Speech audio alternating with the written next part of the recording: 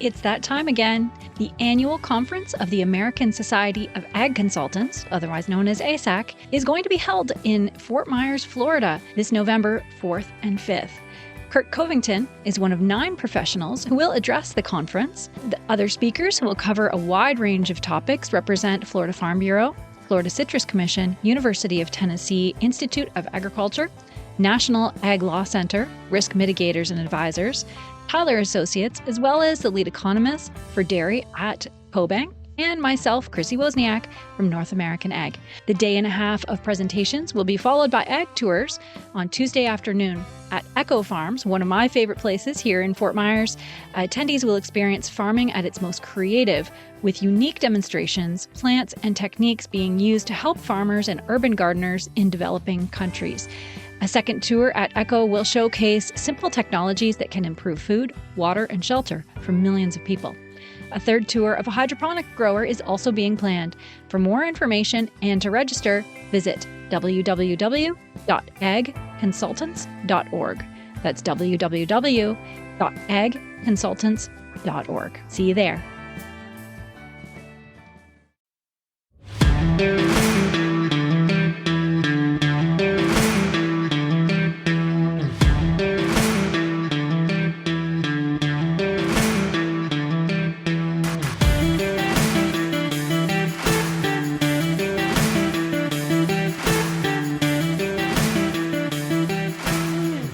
Welcome to North American Ag Spotlight. I'm Chrissy Wozniak. Our guest today has a wealth of expertise in information security and cybersecurity compliance. With over 25 years of experience in the defense industry and entrepreneurship, our guest, the Chief Executive Officer at Quatronics, brings a deep understanding of cybersecurity threats and best practices. He holds certifications such as the Certified Information Systems Security Professional, Certified Cloud Security Professional, and Safe Agilist, demonstrating his commitment to excellence in cybersecurity and project management. Known for his captivating speaking engagements and passion for demystifying cybersecurity concepts, our guest is dedicated to empowering individuals and organizations to protect their digital assets effectively. And today, we're going to discuss the cybersecurity threats that are faced by the agriculture industry, a big issue, hot topic issue these days. From Amarillo, Texas, now residing in Dallas, I would like to welcome James Harper. Welcome, James, and thank you so much for being here. I've really been looking forward to our conversation. Thank you, Christy, and it's very much a pleasure to be on your podcast. An honor, and I'm really looking forward to discussing information security and cybersecurity in the ag field. Wonderful. So let's start out. Can you give me some of your background and then how you led to the defense industry, information security, and then how that ties in with agriculture? Sure. So I have a degree in electrical engineering. I also have an MBA. And I've spent over 20 years working in the defense industry, primarily in secure communications for militaries, both domestic and foreign. And this has involved everything from handheld devices to larger communication systems for countrywide communications in one case, devices that are worn by soldiers for anti-terrorism operations, helmet cameras, things like that. I've done nuclear command and control. I have worked on Air Force One for the communication system on the presidential aircraft. So I started pivoting a couple of years ago into non-defense cybersecurity and communications. And I have a particular interest in agriculture because my family is deeply rooted in agriculture. We are multiple generation farm owners, and I developed a passion for farming at a young age. I remember driving a tractor for the first time when I was 7 or 8 years old. You have one of your podcast topics, I think, is what color is your tractor? So mine was the red and gray, 1952 Ford 8N. We also had a McCormick Super 8 from right around the same era. And so my agriculture interest stems from upbringing. At a time where manual labor was the norm and efficiency was a constant pursuit, but very labor intensive and not high techy. So I was also interested in high tech, and that's why I went into to engineering to begin with. What a interesting and full background. So much diversity. It's really incredible. And what are some of the cybersecurity challenges that are faced by the ag industry, and why is our industry vulnerable to cybersecurity attacks? In the realm of cybersecurity, we typically categorize vulnerabilities into three main areas. First, there's confidentiality. This is ensuring that sensitive information remains private and that it's not accessible to people that are not authorized. In agriculture, this could include critical data such as crop production records, employee details, animal health records for livestock, things like that. Maintaining the confidentiality in these areas is crucial to safeguarding sensitive information. The second is availability, and this means that we need to be able to access essential information and resources when we need to.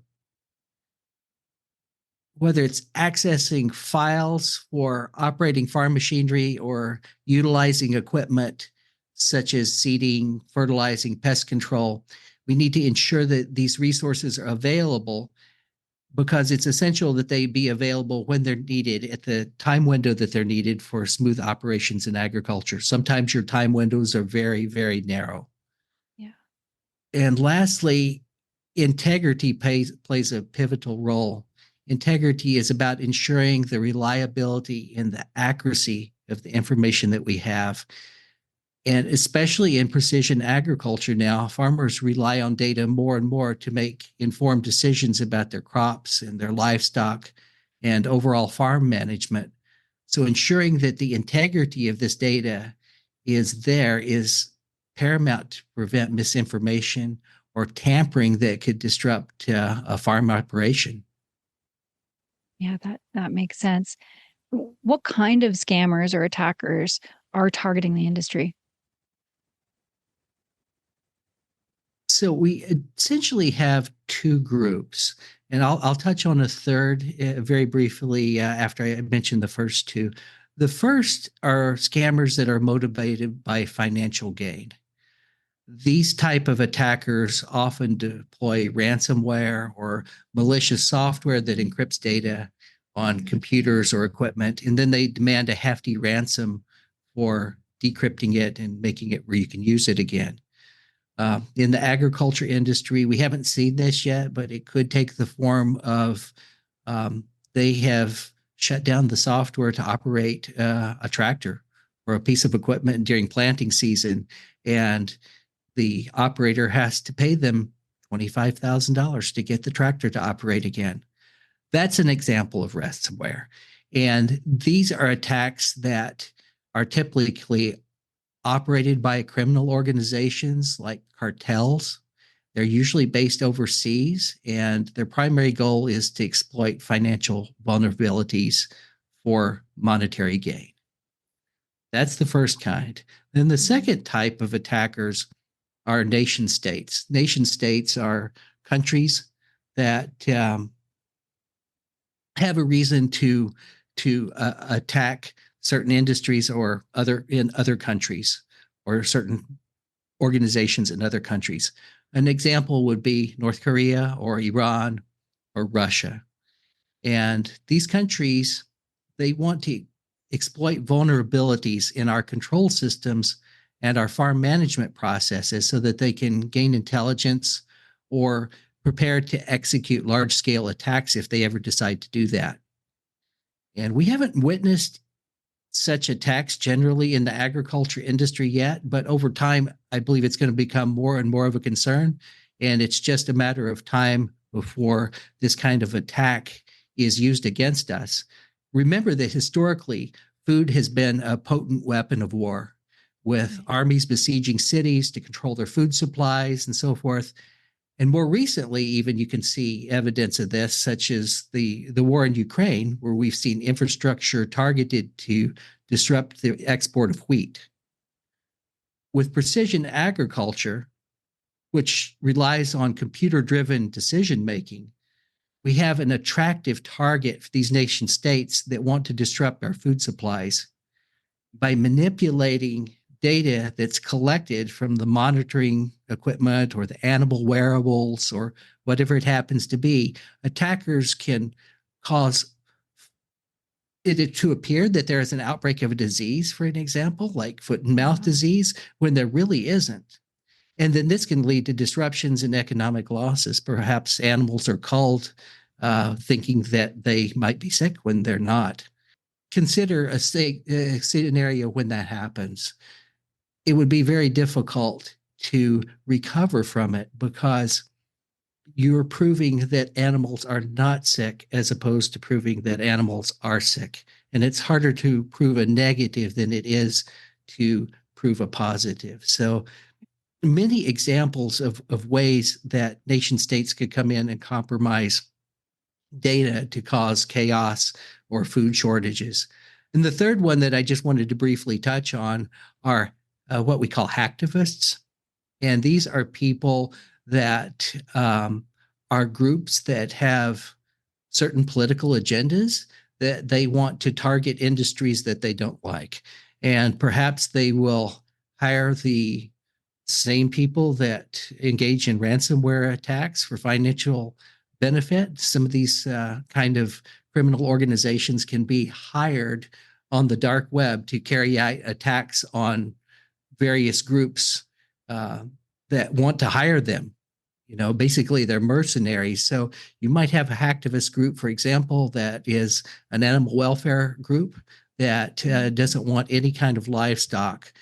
You might have other groups that want to attack chemical companies or farmers that use chemical pesticides or fertilizers. So the scope is almost endless as to the kind of people that could have an incentive to attack agriculture. Right. Yeah. And you brought up a good point about precision agriculture. We're kind of in a phase where we're really collecting as much data on farm as possible. So that I guess it would, I never really thought about it, that could be a place for attack. Sure, sure. Another place of attack is the actual precision. Focus on precision agriculture. Precision, it means exactly knowing what you're putting onto a field or what you're harvesting from a field at an exact location. So in this exact location, how many seeds are we putting on? How much fertilizer are we putting on? How much pesticide are we putting on? And what is our yield? And in order to have that information, we have to have accurate positioning data to know where our equipment is as it is putting out the products or harvesting the products. A GPS is one of the main keys to that. GPS is what we use in our car on a regular basis for something like Google Maps. And it can pinpoint our location to about 10 feet anywhere on Earth. Now, besides the fact that GPS could be compromised by an enemy by just knocking out the satellites or, exploding a nuclear weapon in space, I think Russia is working on that technology. The fact is that GPS is only accurate to about 10 feet. And that is not sufficient for precision agriculture. For precision agriculture, you need to be able to get down to the centimeter level so that your rows are exactly straight. You know exactly how far apart they are. And with that information, you could actually put on herbicides, for example, between plants with equipment that is made to be very precise and know its location. But you have to know that location down to the centimeter. And that's where systems like RTK are being used to deliver that centimeter accuracy. And RTK is a network that uses GPS. It also uses base stations to figure out exactly where the location is of the piece of equipment, and then relay that location back to data stores and machine learning algorithms to figure out exactly what needs to be done as the equipment is moving through the field. So if you have a loss of RTK, either those base stations or the way that you communicate that RTK information back to the cloud, then you've lost all of your precision capability of your equipment. So how does the RTK get communicated back? One of the big ways it gets communicated back is with cell towers. So if a cell tower is disrupted with an outage, then that can mean that the RTK system is vulnerable to an outage. And outages don't happen that often, but they do happen on a fairly regular basis. A few weeks ago, we had issues with AT&T cell phones nationwide that weren't working, and that will disrupt RTK. There are companies now that are using RTK in private networks as opposed to state-owned networks that are available in about half of the states, I believe. That helps, but this is a method of possible attack to our infrastructure, and there's not that many providers of RTK solutions. And the less providers there are, obviously, the bigger the attack can be, because you just have to attack one or two. A good point. Wow. And then what about confidentiality, for example, personal data for workers in the ag industry? As far as employees go, farm employee records are records that are even more sensitive in a lot of cases than production records or records of how much irrigation's been put on or nutrients or things like that. And the reason is that employee records are personal, private information. It's everything from date of birth to social security number, health information, different things that we use to bring employees on board. And what a farm operation has to be very, very careful about is making sure that the information that they have, either on the computer system or in writing, whatever it happens to be, is protected from people who might want to get in and either attack it or to use it for some nefarious purpose.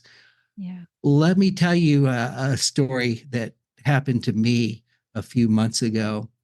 I was visiting dairies, and I arrived at one particular operation at, I think, about 3:30 in the afternoon, and I wasn't sure exactly where the barn was for the cows. I didn't see it. I just saw a big warehouse looking building, and it had office doors.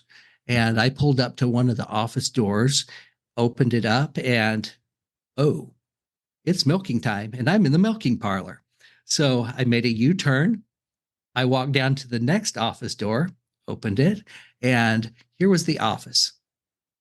Okay, in the office were 3 or 4 computers, all of which their screens were unlocked. Information was on the screen. I'm not sure whether it was personal information on the screen. I don't know whether it was operational information for the dairy. I'm not sure exactly what it was, but the point is, it was there. Screens were locked. The doors were not locked. Nobody was in there. There was a big, long conference table, and out on that conference table was all kinds of paperwork that had obviously confidential data. So not only were the doors not locked, nobody was in there, the screens were not locked, but I didn't see any cameras around the facility either. What we tend to think with agriculture is that in general, we live in rural locations and there are less bad people around, and nobody's going to be there to compromise them. And on the contrary, it makes it much easier for a bad actor to come in and compromise our systems and our information. Um, it doesn't just apply to computer systems or paper records. It also applies to our equipment, because our equipment has the computers on board that are responsible for implementing our precision agriculture. And if we have physical access to that equipment, then different software can be put onto the equipment to do all kinds of crazy things. Imagine this. Imagine you have a seeder, and your seeder is going to be planting corn. And you've got a 1 week window in the spring to plant corn because of how the rains have come and the temperatures and all of these kind of variables. So you go and you plant the corn with this seeder. It's all computer controlled with precision of exactly how many seeds that we need in this location versus that location based on yields in the past, whatever it may be.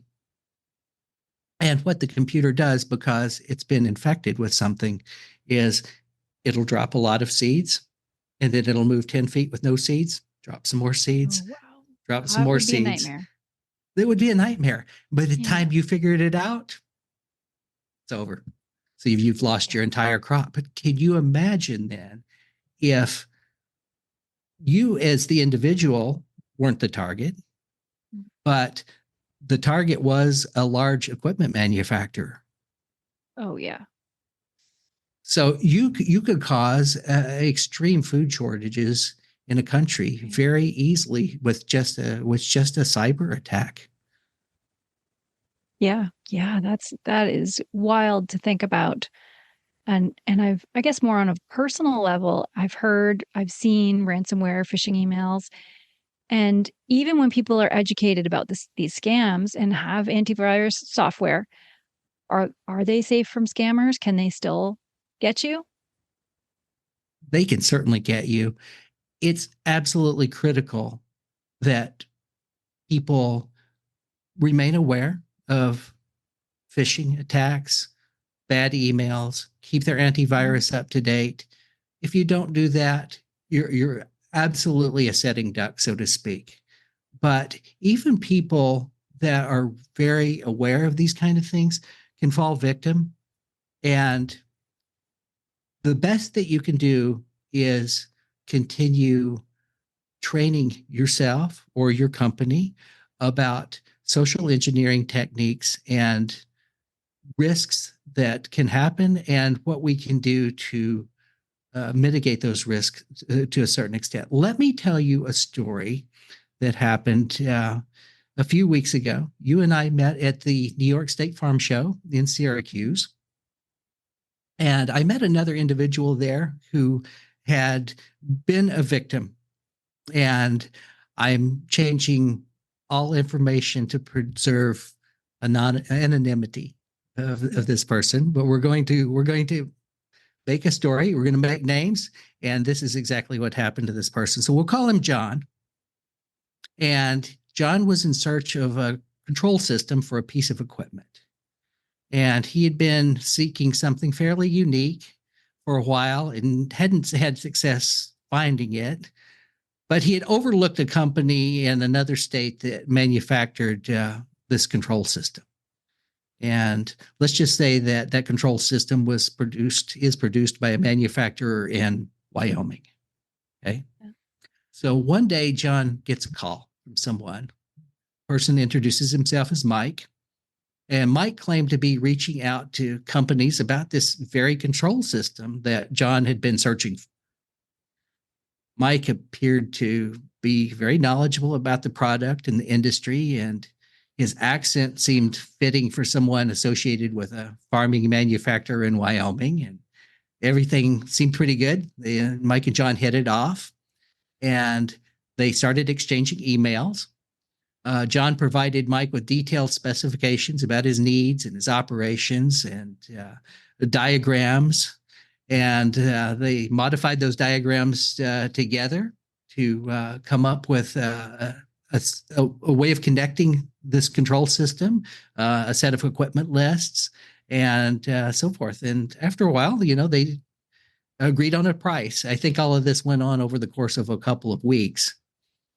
And finally, toward the end, Mike sent John an invoice via email requesting about $50,000 that they had agreed for in payment to be wired to a bank account. So John complied and he wired the money over. And he was supposed to get a tracking number from Mike the next day showing that the equipment had been, shipped by UPS or whatever it was.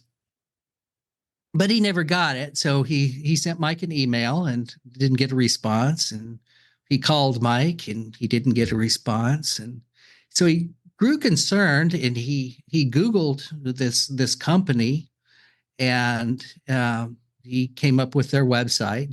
They absolutely are located in Wyoming, and he found the number for Mike, and he called the number for Mike that was on the website, and Mike answered, and John noticed that it was a different voice than the guy that he'd been talking to. Oh, wow. Yeah. And after a brief conversation, that they realized that, this had been a scam. And not only that, the scammer had set up a fraudulent corporation with a similar name to the Wyoming corporation in another state. And then the scammer had set up a bank account under this false corporation. And when the banks did investigation, what they found out is literally minutes after John wired the $50,000, the scammer wired the $50,000 to an account overseas. And they weren't able to recover the money at all.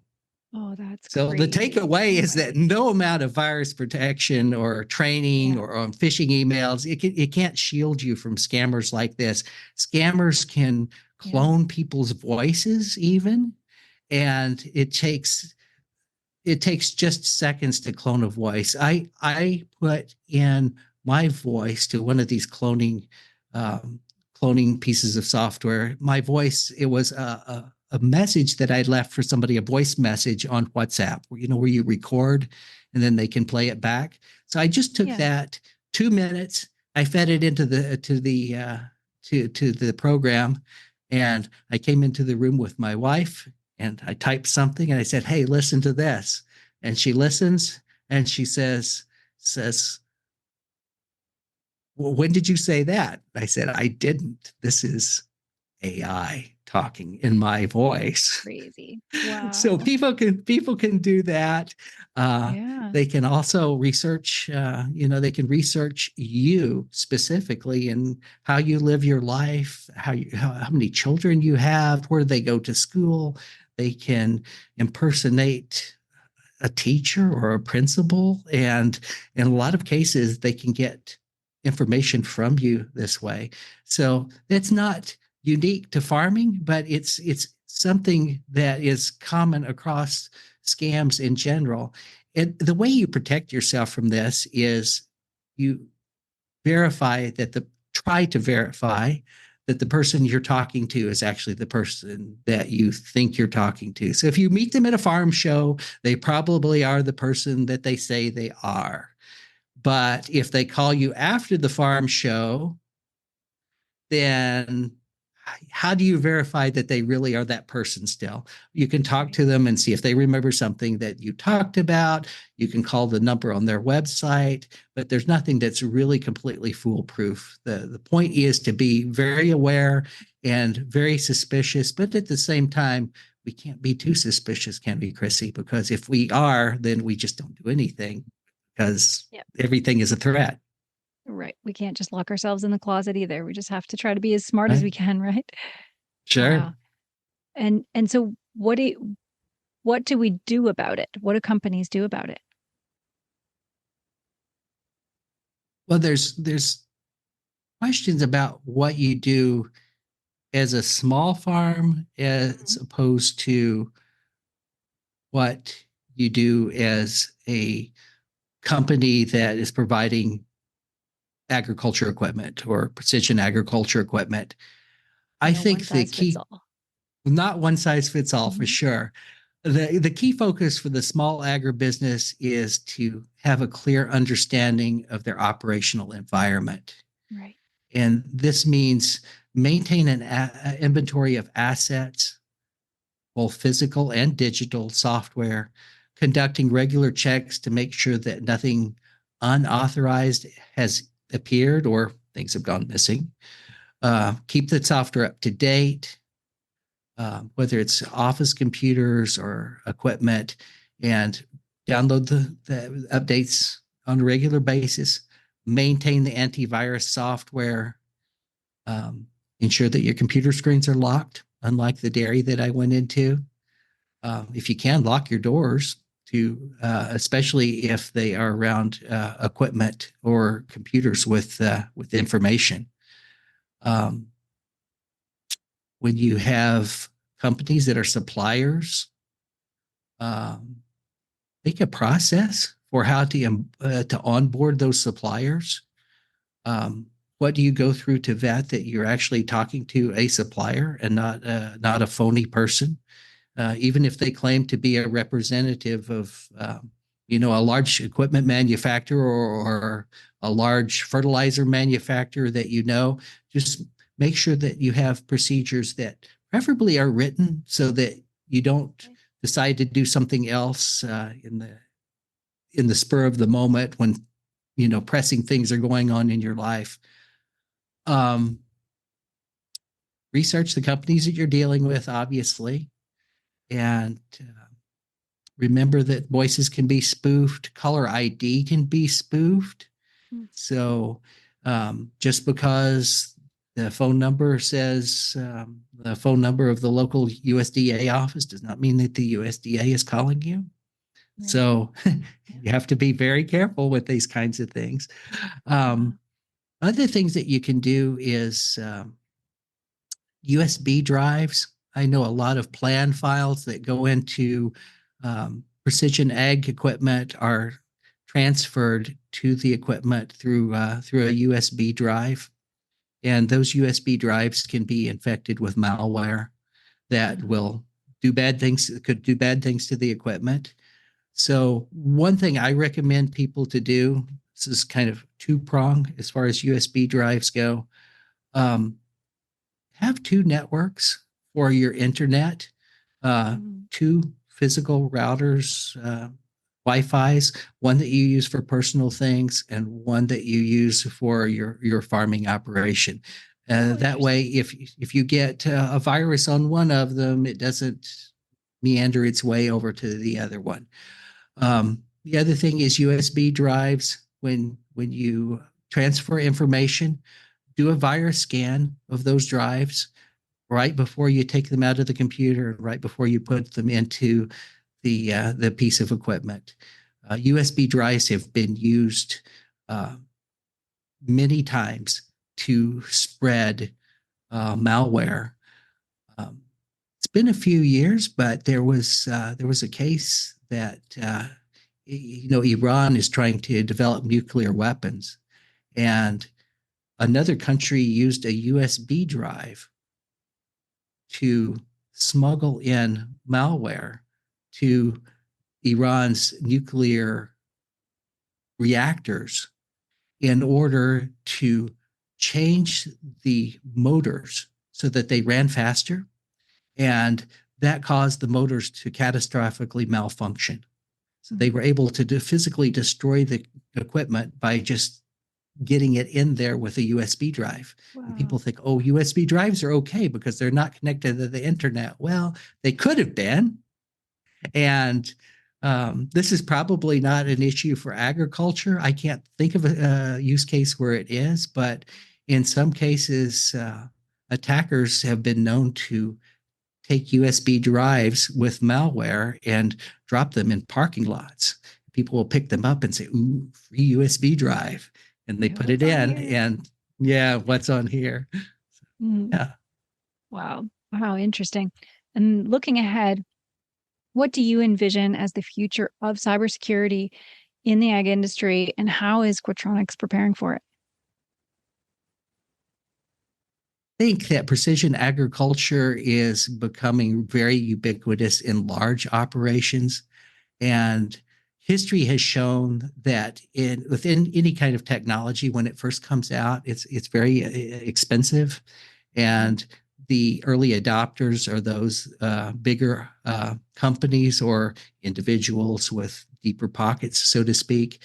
But the more we make the new technology, the more items are produced, the more software is produced, the more users that we have, the cost per user goes down. And I think we're going to start seeing smaller and smaller operations adopting these technologies. You know, maybe not the farm that's 5 acres that's still using the 4 to 8N, but if they need to replace that 8N in 10 years, it very well could be that they get a tractor that has a lot of these precision ag capabilities. And what that means is the amount of data that we are collecting is going to increase exponentially. And this data will be instrumental in making informed decisions about crop and animal treatment, and it will be expanded down from those larger operations to the smaller operations over time so that it will be everywhere. And the increased data collection further increases the vulnerability to exploitation. Obviously, it increases our yields and it makes us more profitable. So there's a trade-off there. You don't get the reward without taking the risk, but it's very important to be aware of the risk and the things that we can do to mitigate that. Now, on a larger scale, not individual farm scale, we are working with precision ag companies to make sure that their software is developed with the best software development processes, that their transfer of data and their storage of data is secure, and it has integrity, and it's available when it needs to be, and so forth. So we work with companies to evaluate their cybersecurity posture. Say cybersecurity, it's really information security, and help them develop governance and compliance risk management processes that will decrease the level of risk. We also help with penetration testing to see if hackers can make their way in. We've worked with companies to, with permission, this is part of the whole deal, send their employees emails with malware or pretend malware, and then you see what the company's employees are susceptible to, and then we use that as inputs to training programs. Right. Yeah, that makes sense. And you touched on this before a little bit, but small and mid-size family farms, they don't have a large security budget. So how do you work with those budgetary constraints with different size companies?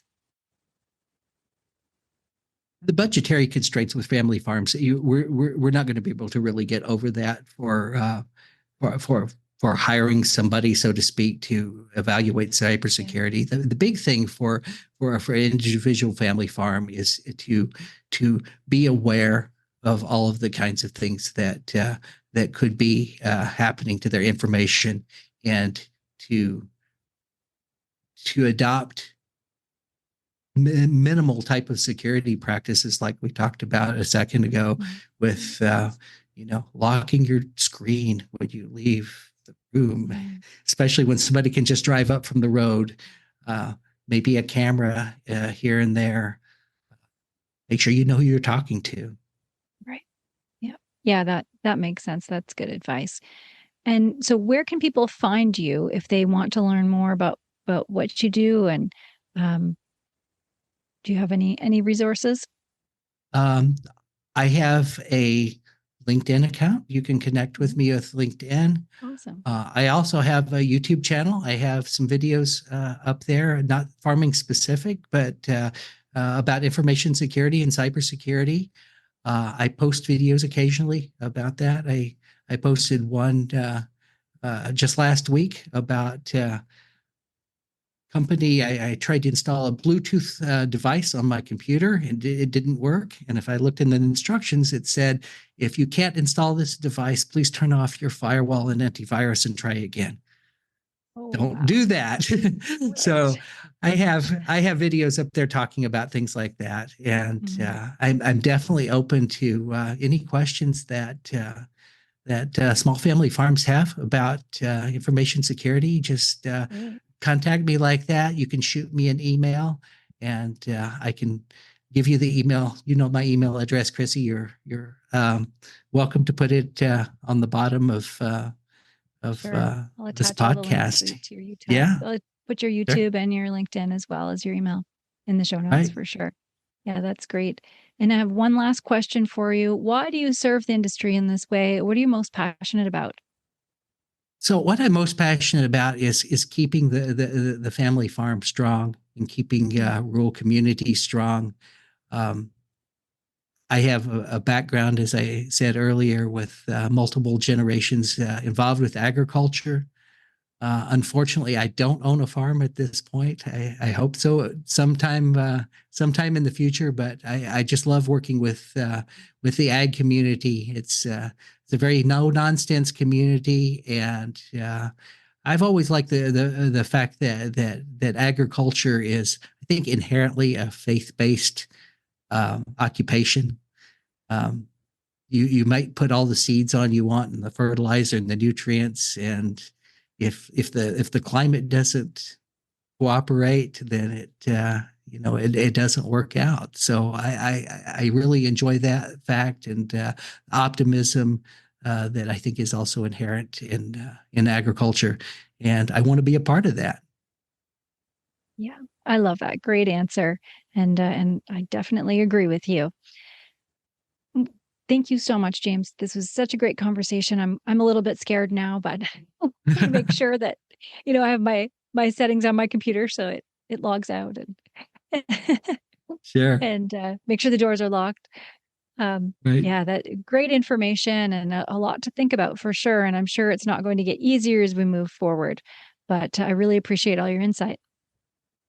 Well, thank you for having me. And if you have any questions, or any of your viewers or listeners have any questions, shoot me a message. Awesome. And thanks to all who are watching or listening. If you want to learn more, the links are provided, as I said, in the show notes.